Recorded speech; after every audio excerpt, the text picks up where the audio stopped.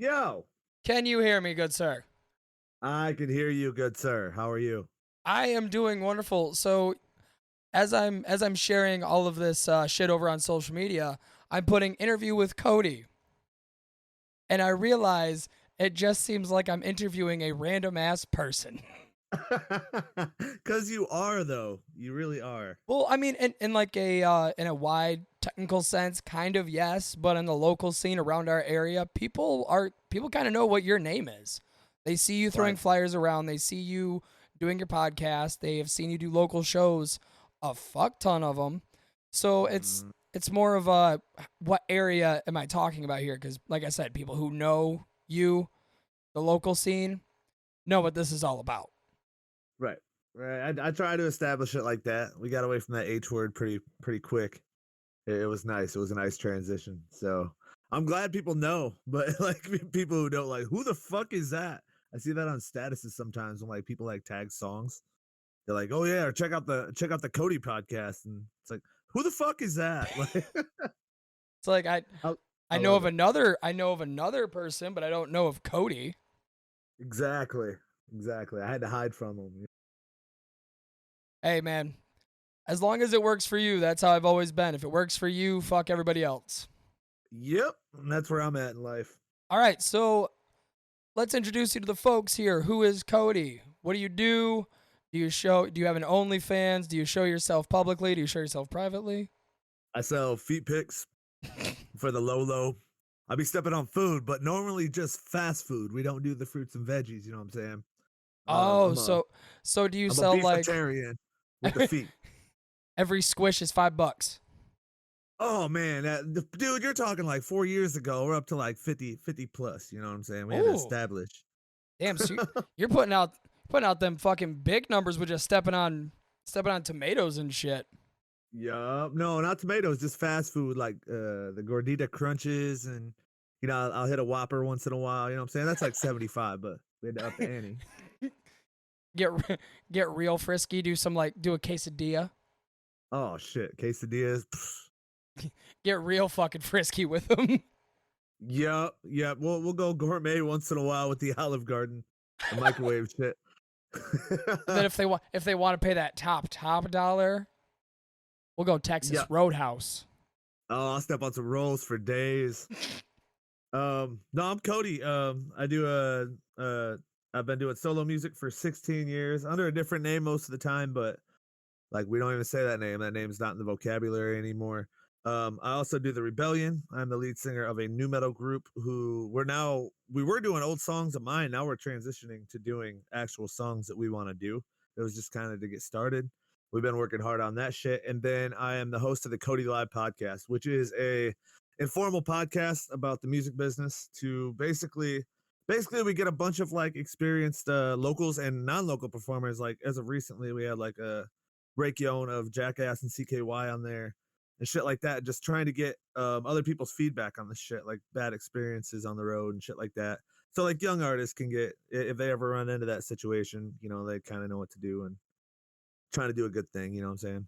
So what made you want to start a podcast? Because I knew, like you said, you did solo music for 16 years, and it just seemed like the podcast idea started out of nowhere. Like there was no preparation, there was no like warning everybody that hey, I'm gonna start doing a podcast. It was like one night, boom, hey, I'm doing the Cody podcast. Come by and say hi. What made you want to start one? Well, I was introduced to something a couple years back called Clubhouse, where they would have conversations. It really goes way the fuck back because back in like 8th grade, I had aspirations of being a radio host. And then I realized what radio hosts actually have to go through. And then they told me about the pay of a radio host. Oh, I'm the like, pay is man, shit. Pay dude, you is don't get paid nothing. I've ironically, I went to Yes FM of all places, worst place to ever do on the job shadowing, whatever the hell it was called. Because I am so far from, like their standards. You know what I'm saying? No, not bashing nobody on that, but I'm not that type of human being, I guess you could say. Well, And in all reality, if I were to see you on a radio, it would be kind of like a shock jock sort of thing, like an Opie and Anthony or old school Howard Stern sort of thing. Like that's the sort of radio host I could see you doing, you know? yeah. So I went in there and I saw everything. I saw all the technicalities. They were showing me programs, which I even went home and downloaded. Like I was on my parents' personal fucking computer or whatever, their PC. I was downloading shit, which I couldn't use anyway. And I was like, man, that was kind of always my thing, but it just didn't pay enough. So I was like, whatever. That's not a very good career path unless I'm trying to be like Ryan Seacrest, and I didn't want to be that. You know So what'll like, pay more? Music. yeah, yeah, definitely. I don't even know where that stuck around. That had to be all love. But yeah, I saw a Clubhouse, and there was like you get in Clubhouse conversations, and like you see like Royce to 5'9" in there talking, just informing people about stuff, like ways to come up in the game. Los is in there a lot. He's still in there a lot. So I was like, I started out on Discord.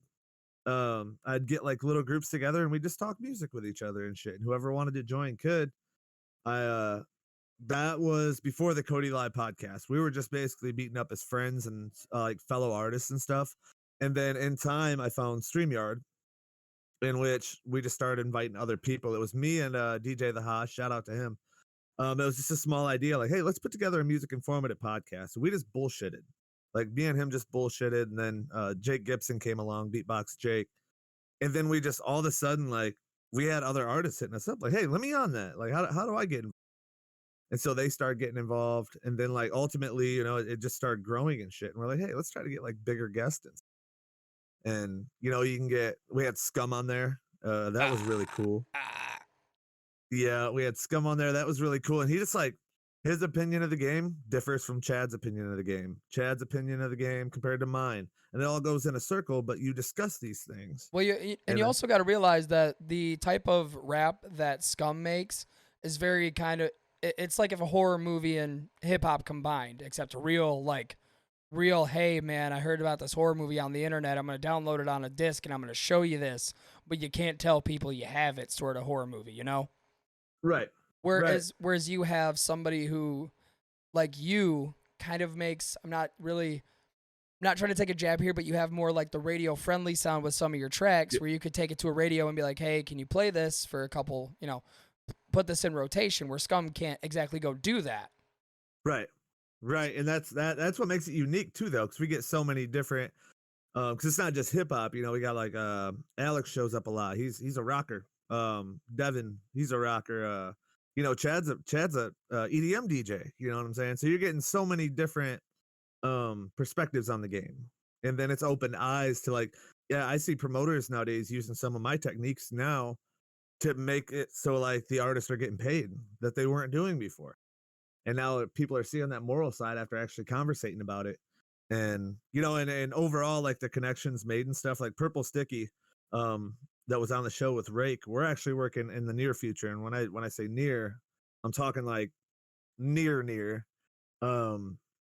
Just because of that podcast, like Beatbox Jake got booked in Ohio because of a contact that he made on the podcast. And that's what it's all about, bringing everybody together, and nobody's right, nobody's wrong.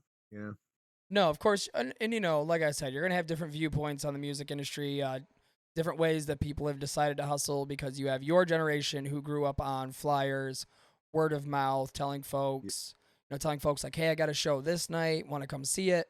Or now you have the digital age where you post on TikTok, you post on YouTube, you post on Twitter saying, hey, we got a show at this location at this time, come support. I mean, flyers are even digital now. I see more flyers digitally than I did back in the day when I was working, when I was working at Walmart, and I seen people in the parking lot just putting flyers under windshield wipers.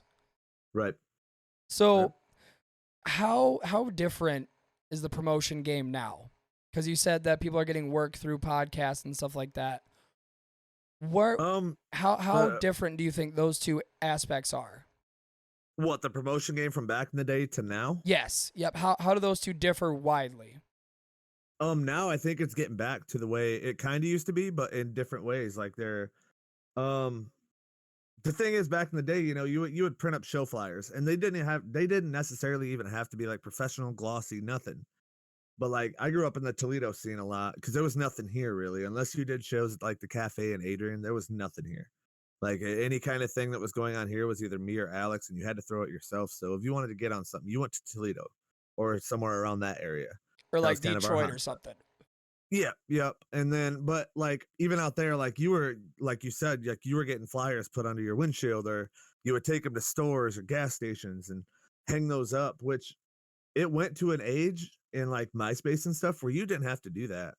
Like you could post a flyer on somebody's wall and just continuously do it. And then they made bots for it and shit, which basically you set that bot up, hit all those profiles. You have like 32,000 friends. I think I had like 90,000 friends on MySpace, and I would literally just hit that bot and it would comment to every wall. And then you see in a turnout, like it was like no effort whatsoever. And then it just started getting so freaking saturated, especially when Facebook came along. Oh yeah, To the point we all miss them MySpace music days. yes, everybody appreciated it. Like when they heard new music, people were open to it, but then it got so saturated. It just got ridiculous, like everybody. And I think it's not bashing how things are done today, but like I think it was the point of like when people figured out, hey, I can go out and buy a mic, and shit now is so much more quality than it used to be. Like, and for the price that you pay now, like this $400 mic, that I have at home, back in the day would have costed a lot more. And Oh it wouldn't yeah. have had near the quality. You would have had to figure it out. Now you can just grab a mic, and some of these mics mix for themselves. Like, and I think that had something to do with it. But nowadays, promotion wise, like Shattered Dreams, who I just partnered up with, they're doing QR codes right on their flyers and their pamphlets. So basically, you click on that QR code with your phone, and you go to everything. Like if you click on mine, if you ever see one of mine around, it has my podcast on it. It has my new single "Better Day." It has my audio Mac. It has everything on there. Like, and I think that's making a comeback big time right now. I think MySpace, the era of musicians that came from there, have transitioned into SoundCloud, but for some odd reason, the quality has went down. Yeah. I don't understand it. It's easier. You have more accessibility to microphones, to better mixing software, to better just equipment. But for some reason, back in the day, music sounded a whole hell of a lot better than when we go to SoundCloud now. Because you Well, have people. I think one of the reasons for that though too is some of the artists that were using those professional studios at the time with people who knew how to mix, they're not doing that no more because they find this accessibility. And I will say, like, from somebody who's mixed his own stuff, I don't do it now because I found somebody who can do it better for me and who does a really good job and I can connect with on it, and it's less on me. But from somebody who can mix and learn this stuff myself, it's not as easy as it looks, and it's not for everybody. And I think that's kind of why people are kind of taking the cheap route out, and some people just can't. Like, I mean, there's ways to learn it, but you do got to have an ear for it. Oh yeah, you can tell somebody, hey, I know how to mix, or hey, I know how to make beats, but if your beat sounds like you're just taking two pans and smacking those motherfuckers together, and then adding a basic ass bass line, you're gonna get some kid on SoundCloud telling you, oh hey man, this beat is fire. Right, right, right. And that's, you always have that one fan though. That's always, I call them like, especially your friends. Friends are always enablers. Like they're always gonna tell you your shit's cool. I like hearing it from like people who are, I have no fucking clue. Like somebody comments on my shit and like, yeah, dude, that shit was sweet, and da da da da da. And it's like, I have no clue who you are, but I know you're being honest about it instead Right. of, I would rather have enabling. dickhead friends that tell me like, man, that wasn't it, or Yeah, that could have been mixed a little bit better. That beat kind of sounds a little whack. right, All right, right. And let's go to the that's, chat real quick because we got some people coming in here. oh, ooh, We got Tisha Baby 999, A my boy Cody, Miss what Naughty, up? Miss Naughty. I like your hat. Thank you very much. Kadoom 54 reminds me I need to work on seeing if I can get that QR on a shirt. And I think accessibility has trashed everything these days where you had to have the passion back in the day. That is a good True. point. A lot of people just see these artists on TikTok or on these social media apps just pushing like that one song for like It, 4 months with nothing else. No mhm. album, no EP, no like little collection of songs, just one song, 4 months, and then don't hear from them again. And I think it started, and I hate blaming this. I hate even bringing the name up. I think it's a trendy thing too. I think it's one of those things like they hear a song on the radio, which I hate listening to the radio so bad most times. Oh, Spotify has But spoiled me. Spotify has spoiled me rotten. yep, I'm on the same boat with that. But like people hear what's hot, and then they want to be. It's kind of like it even goes back to when I was younger, like when freaking like Soldier Boy was out. Soldier Boy first came out, you started hearing songs similar to that. Like it was just a trend and a fad, and everybody started doing it. and then that era comes and goes, and then they try to get into the next fad, and it's like, uh, Yep, don't do it. because Either that or you just never hear from them. right. You get that one radio single, like Soldier Boy made "Crank That." We obviously all know that one. Mm-hmm. And then shit, I didn't hear from him for another 7 years. And he's like, "Oh, I've been dropping mixtape after mixtape." I went to Dat Piff, and I was like, "Oh, holy fuck, he's not kidding. He has been dropping mixtapes. Holy shit." Yep, there was that one little stage there, like what was it? I'm not even gonna say like all of it was shit. Like Soldier Boy, that was a catchy ass song. You know what I'm saying? Like it wasn't necessarily good or lyrical miracle in your stereo. Maybe not my type of song. When you were fucked up, that Crank That Soldier Boy came on. You knew like, hey, Oh yeah. is that shit? This is where the dance floor is gonna pile up back in the day. Or like Roscoe Dash, that was kind of trendy at the time. Travis Porter, those guys are fucking huge for a minute. And then where the fuck are they at now? You know? You think like people would learn from that trendy shit a little bit to start your own. You would think they do, but then it comes down to this worked for me then, so I'm gonna try it now. And then they dip in the new scene and like, wow, this isn't doing shit. So Mhm. they try it, and then they get told on their EPs or singles, all the new shit. They're like, wow, this didn't sell like shit. And then they go back to the old stuff, and their old fans are like, man, this sounds like his old shit. And then it's just rinse, repeat. It's the same cycle over and over and over again. Yep. That's what I hear. Like I listen. I listen. I have a really good listening ear for local music, and it's like not bashing or nothing. Just like getting people to not follow. Like continue with what you're doing, with what you want to do. Like I hear so many Juice Worlds. I hear so many Lil Uzis in the local scene. I hear an influence is one thing, but when you're totally going for that sound, and it's like so freaking apparent, those are the type of people that kind of took the lane that like the Juice, like his sound was unique, and that's why he got noted for it. Like not all the way. I mean, if he wouldn't have passed, he would have still had like some recognition because it was original. Oh, he would have. But I think he would have he made it gotten. pass. I think he would have got a lot. He would have gotten a lot bigger had he not passed when he did. You know, Yeah, he'd be more of a. I mean, he was a big name, but I think his name would be. People would call him a legend, which they do now, yeah, but I don't think he earned that spot in any right of the word.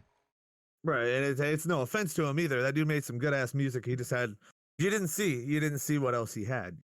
He No, had we so much. we got He him was in young. his early years.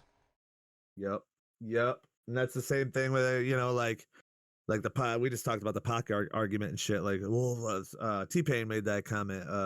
He's lyrical rapper nowadays would eat him up or whatever. It's like, well, you didn't see the end of Pac either. Like Pac kind of died somewhat early too. You know, you didn't know what he was going to progress into, so you can't really. That's not even a valid argument. No, I did see that tweet, and when I seen it, I was like, that's kind of miss, bud, because we got. I think the last album we got was Machiavelli, if I'm not wrong. Believe so. Yes. So the last album we got was Machiavelli, and that was a great ass album.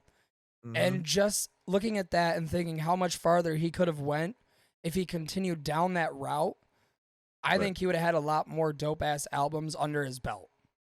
Right. Yeah. And the thing was, like, quick rap was not cool back then. Like, you hear a lot of people with different flows and shit now. That wasn't what was hot back then, really. If you think about it, like even Biggie wasn't a fast rapper. He was actually like bigger than Pac before they both died. Like Biggie was like the mainstream guy. Oh yeah, Pac was more of the gangster rap. oh yeah, we And all know how fast Biggie rapped. yes, it was. Well, I'm not going to say. I'm not going to say the equivalent of country rap, but he was a bigger guy. Like, you know what I'm saying? He didn't have the fast flow on him, really, like the chopper flow, nothing like that, like they have nowadays, to where rappers are mixing that shit up. where you got like Tech, Twista, Busta Rhymes, you got a bunch of them that do the fast rap. But I mean, you also Hmm. had guys like Big Pun too, Right, who weren't really like skinny, good-looking guys, but that wordplay was just ooh. right, right, right. And a lot of those guys back in the day were preachers. Like, if you think about it, they were telling real stories about shit. And nowadays, you just never know what's real and what's not. Kind of sad, but Well, because you have so many people that claim to be industry plants, that's one of the problems. right. Is they hear one song, they're like, we can take him, we have the technology to mold him Right. into what would make us singles.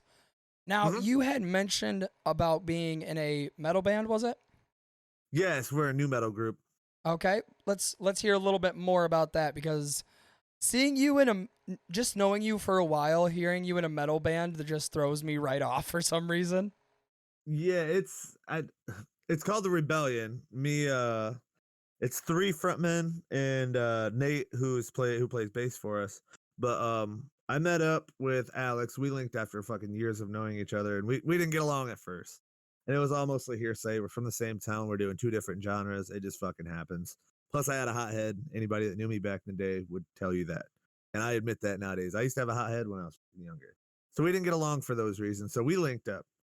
Um, I met Devin at a job. That's my guitarist. He's actually the lead singer of Oh Odious Ones. And Alex has numerous projects that he's been, the lead in over the years. But Oh Odious Ones is where Devin was from. I met him at a job. And then I'm like, hey, dude, you ought to come jam with us. I think you would like, the entourage that I have, and we'll all get along really well. So we're like, fuck it, we're gonna form kind of like a super group. I did the hip hop thing over the years, and I was practicing with the singing, getting my voice right. I got a screaming voice on me now. Like, let's fucking do something. We had to find a bassist, and Nate was like, hey, dude, I want to play bass for you guys. All right, cool. And yeah, we just started. I think 2020 is when we started all that shit. We're all fucking bored. Hey, let's fucking start something different. So we started playing like my old shit, like the Hometown Loves, the Feet on the Dashboards, and just Hometown love. yes, we made it into something like complete. It's so much different live with that band. It's so fucking sweet, and I love it because it's like a big middle finger to like all those motherfuckers who always told me over the years, like, "Oh wow, you need that backtrack, so you're like karaokeing to your own stuff." Well, come to a Rebellion show because I've always been able to do it that way. I just chose to like have backing vocals over the years or have ad lib shit in there just for effect. Like, bitch, I could rap my shit. I always love people that have no idea what the fuck they're doing tell you how to do your shit. Yes. Like, oh, Yes. you should do this with your you should do this with your audio. You should do this with do this with your stream. And it's like, how many times have you done this? Oh, I haven't touched the shit. Then what? Yeah, dude. The thing is, the thing I've noticed about, especially living here in a small ass town, is they're gonna tell you what to do. But normally they only do that. They'll be your biggest fan as long as you're doing what they tell you to do. And like when you don't, like Hometown Love came out and they're like, dude, make some more songs like that. You're gonna blow up. Da, da, da, da. I'm like, I'm gonna do what I want. Like I've always done like multiple genre fucking affiliations in music. So don't expect me to just go right back to it just because you told me to. Right. Because I might come out with a song like that again, but I'm not gonna do it for you because I don't do music for people. I do music for me. I make songs that I want to make, and that's just when you stop doing that, you lose your individuality. Fuck that. Right. Like I always say, when you come into music, content creation, art, or anything that requires some sort of free thinking, do what you want to do because the moment you start doing what people ask you to do, you Right. you're gonna lose the drive for it, no matter what. Yep. Oh yeah. Oh yeah. That's what kind of sucks though. Like, and after I told them like, I'm like, hey, I'm gonna do what I want to do. They got pissed at me. It was almost like they were my fucking like boss at that moment. They were just like, well, you're not gonna do this, so your other music fucking sucks. It's like, that's cool, thank you. Oh See, damn, it sucks. Someone should have told me sooner. yeah, thanks for being one of my 66,000 fucking views on the video. Then, Right. you know what I'm saying? All right, Score Nerd in chat brings up a very good point. We live in a world where 6969 has a career. There is no justice in music. What do you think about that? There is no like holding accountability for shitty music anymore. There isn't, and it starts with a label though. It's all where it starts at. There is some kind of fuck. I hate when people say Illuminati because it's not Illuminati. There's such thing as a higher power in music, but it's not that. That's such a It's reach. people. It's old white people fucking controlling a culture they know nothing about. Let's put it that way. It sucks. It's just pure honesty. You look at all the label execs and shit. Most of those guys probably don't know what the fuck is going on. That's like gangster rap. What do you mean? That was like it's like gangster rap back in the day. They had a bunch of people like, we're gonna have actors play gangsters, make them make music like that. Yup. Yep. I mean, it sells, yeah, but the trend is gonna fade out. Right. Right. And it seems like it's weird though, because like even when like these independent artists make it to a certain level, it seems like they're cut off by something. It seems like, you see them reach a peak and then you just don't hear from them. Like I've been following Whit Lowry from like he was coming out with hot shit for a hot minute, like years worth of hot shit. And then all of a sudden he just goes silent. What's the reason for that? You know what I'm saying? There's a reason behind it. I can't put a fucking finger on it. I haven't gotten that far, but there's a reason behind like the silence of like the underground coming up who get to a certain point and just there's nothing else, you know? Yeah, I think a good representation of being underground but then getting mainstream fame. I know I know you're not his biggest fan, but Jelly Roll is a good definition of somebody who started very underground and then made it somewhat big. He's grown on me, especially with his newer shit. He has grown on me a little bit. I like the versatility in it. I'm not a fan of his hip hop per se, but Son of a Sinner is my shit. That's something I've given it a solid chance. You know what I'm saying? And I've tried. Like it just like the hip hop just ain't my sound. But like Son of a Sinner, I like a lot of his singing shit and stuff, and just what he's doing. He's kind of opening up doors for people. He's opening up doors for people who have been doing this for a minute in the underground. So Oh yeah. Oh, no doubt. No doubt. You're going to chat real quick, and then I'm going to ask you a little bit more about your influences as metal and all that. okay. Kadoom54, bro, saw a video the other day, 6ix9ine in an interview, straight up saying he doesn't even try and pretty much hates his own music. Probably. He did. I saw that. I saw that video. It was on a reel. Miss Naughty, that's ignorant. They're just in it for the fucking money. Yeah, we all Yep. know that. Yeah. We all know that as soon as the money hits, it's like, well, I don't give a fuck what I make now. Scorner, the Right. record industry is owned by a small group of people. They can stifle and destroy any career they want to. Fuck yeah, they can. Mm-hmm. They can choose. They can choose whether or not to just smack down any artist that says, "Well, I kind of want to do this." No, can't. Yep. You can't make that Yep. kind of music. Yep. Scornered, Crazy. underground artists have to have the popularity from the people and the grip loosened with the advent of the internet, making it easier to put their shit out, like we were saying in the beginning. Yep. So, when it comes to metal music, what did you grow up on? As far as like, I was more new metal for the most part. There was some metal in there, obviously. But I won't necessarily call Rebellion metal. That's one thing. It's more new metal than anything. I would say, that you asking more about the influences of the Rebellion. Yes. Yep. I would say like the Executioners, Linkin Park, Limp Bizkit, POD, fucking Limp Biscuit.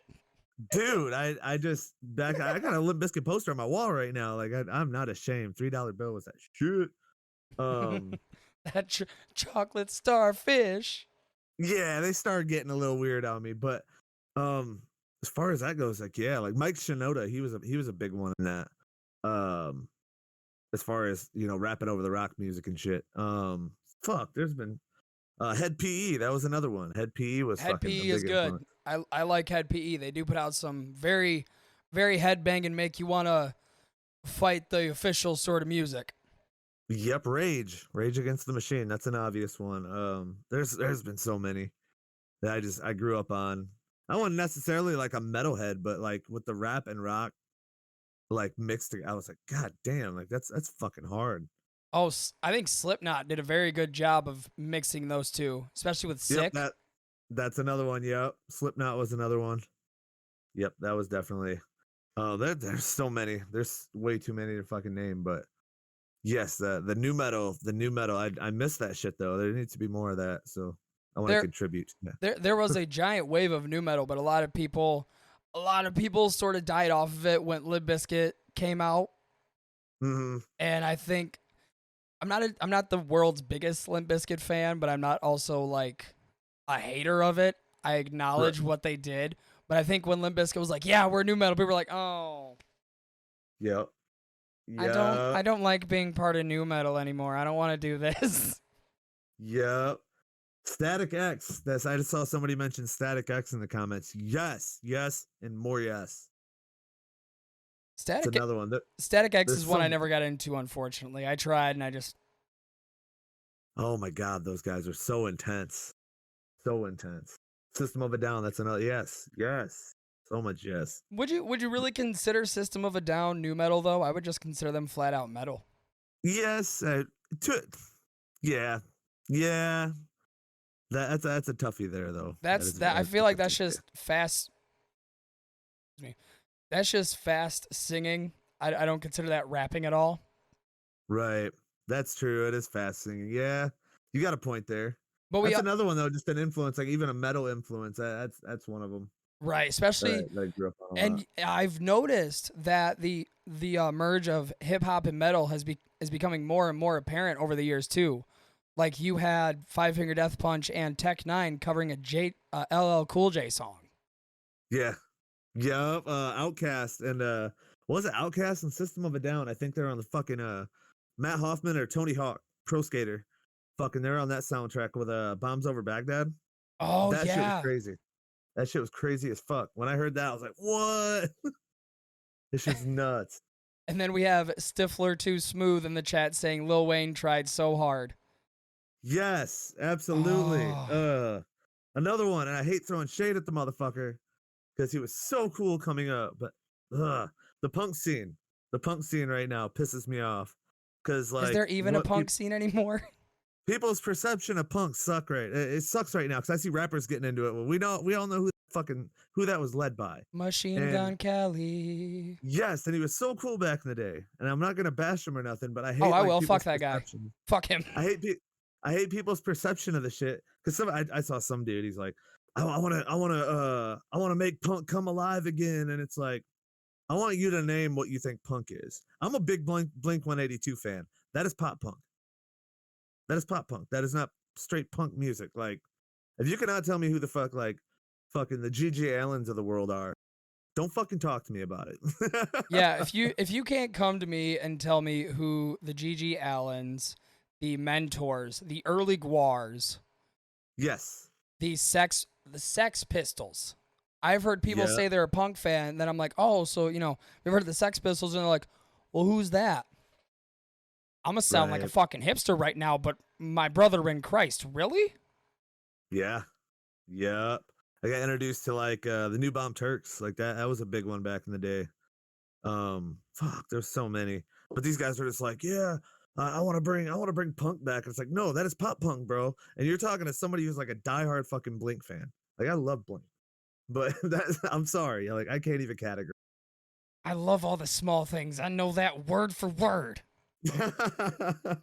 We're actually covering "Damn It" in the Rebellion. It's kind of fun. No shit. Yeah. Do you guys I was are you guys surprised all planning my on doing vocals like a turned out. cover album sort of thing, or are you just throwing a couple songs out there to fuck around with? Just to fuck around with for now. It'll be something we don't want to be known as a cover band, but it's just fun to have something that people already know that are just getting introduced to your band, just to kind of show what kind of shit you're into too. Right. Like at my solo shows, like I at my solo shows, my hip hop shows and shit, I've been doing The Killers, Mr. Brightside at the end, just cause motherfuckers start singing that shit with you.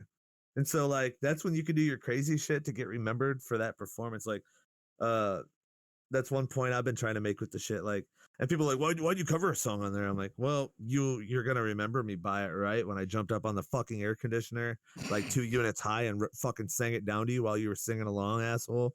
Like I was yelling words in your face that wasn't even my song, but you remember me from it. You went home and looked me up. Couldn't remember this face. Exactly. So, do you think crowd interaction has kind of got really calm compared to what it was back then? Like performers on stage interacting with the audience when they're performing music? Because some shows COVID, I've been to, I've seen people just stand on the stage, do their songs, and then leave. mm, So when you talking from like from like back in the era, like when the Linkin Parks and shit were out, or are you yeah, talking like when I first started? compared to like back in the day when you had people go into the crowd or bring people up on stage and have them sing, where it's just now people perform their songs, kind of do a little moving here and there, and then boot scoot and fuck off.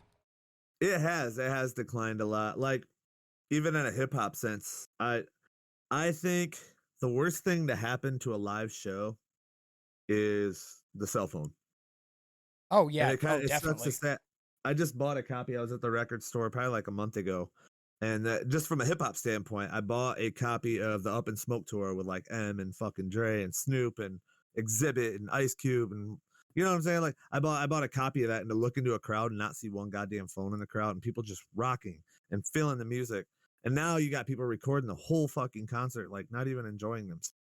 Cody, your Like, age is showing. I'm just saying, man. I'm saying that is the most annoying thing at a show. And I mean, I like it. I like to see the footage after the show. However you want to show love, I appreciate it. But I do like to see people actually rocking. You know, if you want to take a picture on stage of a performer, not even necessarily me, like that's cool. Like you want a picture, you want a memory from the show. I mean, people even had fucking, you know what I'm saying, Kodak cameras back then. And Right. go get your shit developed. You know what I'm saying? But Right. they were actually rocking and feeling the music and feeling the emotion. Now it's hard to even make eye contact with people just because like their cell phones out and they're, you know, they're more worried about what's going on outside. Like I was always taught when you're in the venue, that's what the fuck you focus on. You show appreciation for, you know, the artist in there. If you want to check somebody new out, and I think that affects checking new artists out too. Exactly, because if That's you're just looking my down, if you're only there for the headline and you don't check out the other artists, it's like then why did you show up an hour early? Yeah, exactly. Like, why don't you just check out your friend's stream and not spend, you know, however much you spend, whether it's a local show, $5 or fucking, you know, $105. Why'd you spend all that money when you could just check your friend's stream who's going at that point, you know? Exactly. That's like the Esham show that I went to a couple years back. I went to see Esham up in Lansing. I didn't Mm-hmm. know any of the people performing before him.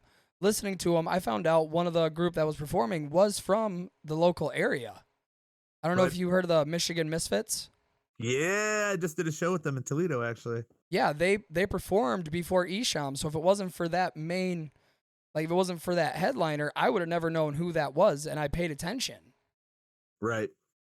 Now, Right. Stifler Too Smooth in the chat. I've honestly only seen crowd interaction with mainly hip hop artists nowadays, anyways. Hip hop artists are very, it's hit or miss with some of them. Some of them go on and just go back and forth on the stage, rocking it, and then you have people. I'm trying to think of a good example. You have people like the Insane Clown Posse, who have a whole fucking stage show at the end called the Fago Armageddon, where they bring people up, spray Fago, basically just have a whole interaction with the fan and the fans. Right. So I Right. think hip hop is a very weird area with crowd interaction. There's a big gray area. Yeah, because you have people that want to interact with fans, and you have people that want to come up and get a check. Right. Right. Exactly. Like you see, it's been happening like that for years too. Like, and I'll bring him up again. Like, if you would have went to like an MGK show back in the day, that dude strived off that shit, crowd interaction, get people involved. But like people at about that same time were into like Gucci Mane, who would literally sit on stage with 12 of his homies and just rap to you and leave. You know, if he even finished his sex, he was too fucked up. You know. Right, and at that point, it's like, why did I pay all this money just to see somebody hang out with their homies and rap? I could go on YouTube and do the same thing. Exactly. Like why even spend the money on the show? Right, because I remember the show that you did when I was a senior in high school Oh God. with Jaron Benton. Oh yeah, that was good shit. Yeah, the Jaron Benton show when Kato's computer fucked up because they spilled beer on it, and he did an entire like 2 songs completely a cappella. Yes. That's Yes. That's how you keep people's attention when you come to shows. If you're just standing around not doing jack diddly shit, no one's Right. going to care what your music sounds like. Yep, that's how you show out too. The mistakes. I hate when people are like, "Wow, my sound fucked up tonight," and they go home, they bitch about it, cry about it on the computer or whatever, and then it's like, dude, that's where you capitalize. I literally, my brother's Biokillers. They fucking we had a sound at the Angry Inch, our very first show there or whatever. We provided sound and stuff, and like a week earlier, I saw a dude literally spike a DJ's mic because the sound went out. It's like, why didn't you just like continue on? You know what I'm saying? Your backtrack failed. So if you practice your performance, you could have continued on, and you'd have made fans that way. They'd have respected you a little more than you fucking football spiking fucking Chad Johnson style on somebody's mic. You know what I'm saying? So I fucking the Biokiller, their sound went out at the venue or whatever that we were hosting shit. Literally, they kept rapping, and like when the sound came back on, because the track was still playing, it was just something with the sound went out once that night. When they came back, they were right on fucking beat, and that just shows me you practice your shit. That shows me you take your art seriously. This isn't just something that you come do for fun just to promote yourself. You actually take yourself serious. I think people capitalize because you have so many critical people that will tell you, "Oh, your sound sucked," or "Oh, this fucked up," and that gets in people's heads. Where you have somebody that's like you that sees an issue and it's like, "All right, well, yeah, I had an issue, but I fucking rocked with it. I kept on with the get on." Yep, there's no point in throwing a fucking baby fit about it. Like capitalize off those moments, or like that's one thing I've been preaching to people. Like one thing I've always had is a decent stage show. Like I've always kept it that way. Like whether it was like the hype men that I had, or adding drums, and at times I don't have those now, but it's anything I could add to add energy because people recognize it. Like, and then like now we're kind of like I can't let you in on like the full plan, but now we're making it more of an artsy type stage show to where the whole fucking stage show is going to have a meaning to it. You know what I'm saying? Like, Are you going the Gwar angle? Is that the plan? No, not necessarily the Gwar angle. This is more of my solo shit here that I'm talking about. But okay. I didn't know if you were gonna start doing the Gwar thing, where you're just gonna get giant puppets on stage, giant, animatronics and shit. Don't give me ideas, but no, just making it more so more artsy. Especially with getting older. Cause I'm 30 now.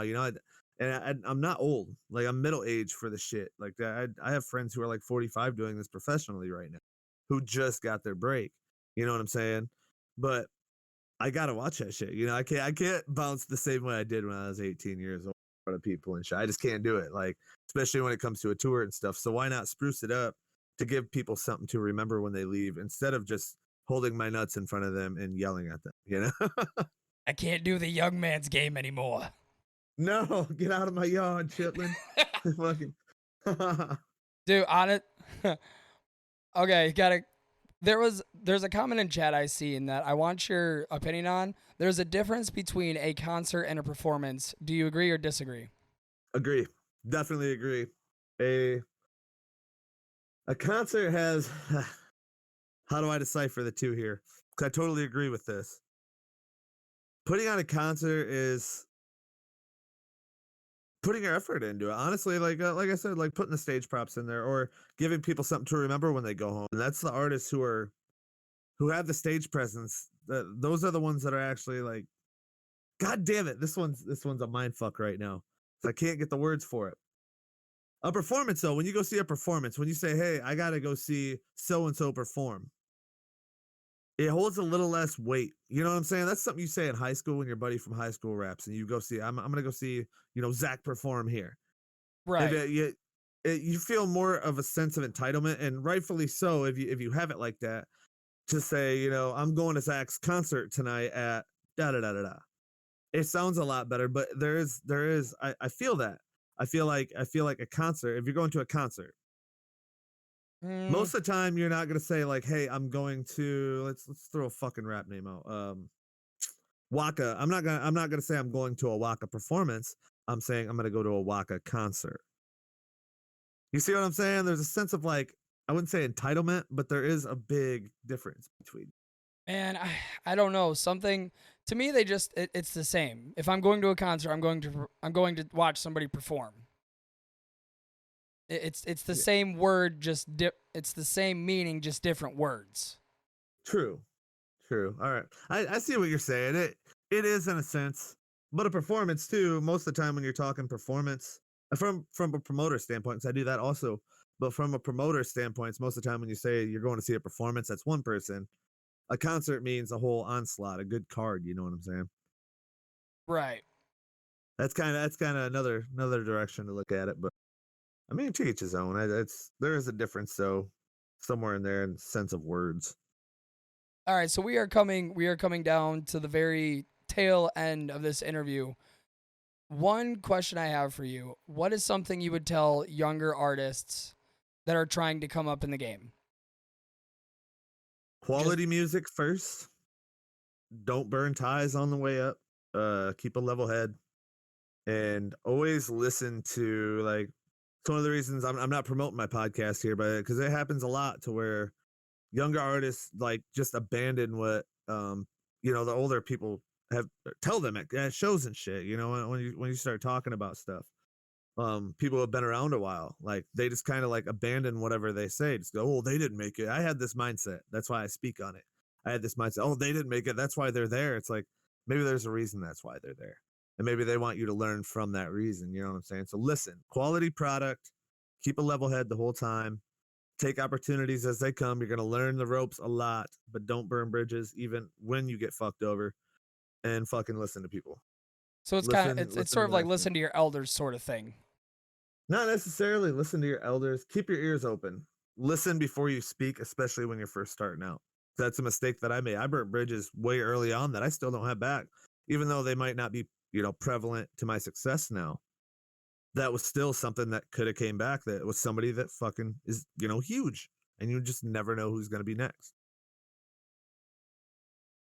All right, man. Well, like always, I always appreciate doing interviews with you, and it's nice that I can actually do an interview and it having sounded good. Yes, I upgraded.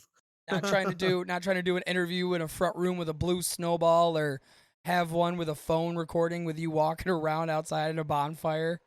You had a snowball? Yeah, the first interview I did with you, I used a snowball. Look up the definition of that on Urban Dictionary. I did the other day. No, I've learned. I've learned to stay away from Urban Dictionary. That has led me astray so many times. Oh, it's so fucking awesome though. It's the best astray you could ever get. Oh yeah, you get bored. Just go on Urban Dictionary and search up any combination of words. Alabama Hot Pocket. You shut your dirty whore mouth. I know what that one is. That. All right, man. Is there anything you want to publicly shill before we boot scoot and get the fuck out of here? Well, I'll give a couple shout outs tonight. Shattered Dreams Entertainment, look out for us. Klep's got a new album dropping next Friday, August 5th, I believe is the date on that. Shout out to Klep, shout out to Saint, fucking awesome people. They go by the Bio Killers when they're not solo. Shout out to fucking everybody on the Cody Live podcast, fucking Chad, Beatbox Jake, fucking T-Jax, Alex, my crew at the Rebellion. Yeah, be on the lookout. I just recorded 3 songs for a new it's a boom bap EP I'm throwing together. Some of my old style shit. The Rebellion has some original shit dropping coming up. Lots of shows coming up. Just if you want to check me out, look up Cody Vibes Only pretty much anywhere and Google that shit, and I'm fucking everywhere. Cody Vibes Only. And check out the Cody Live podcast. Friday night, we're with Phil Monahan, Phil Nitro Monahan, professional wrestler who was doing big things. Former NWA champion, came down with COVID, and he's going to kind of tell his story on there. So it gets interesting. It's a pretty fun time. And then we're going to have music discussion afterwards and all that good shit. Check us out. And shout out to Gibby for fucking having me tonight. Hell yeah. It's always a blast having you on, man. We need to get you just kind of like on here to do a bullshit discussion one day. I am totally down. A weekend would definitely for that type of shit. Because tonight I'm playing the daddy card, and then got to go do my Uncle Sam duties tonight. So that's what we're all about over here at the fucking dad's corner of the internet, man. Working for child support, brother. Woohoo! Yeah. It's always nice when you see that cut come out of your check. Shout out to the state of Ohio. All right, brother. It was great having you on. Yes, for sure. All right. Like he said, go check out Cody and all of that fun shit. Yes. Y'all have a good night. All right. Catch you later, Bubba.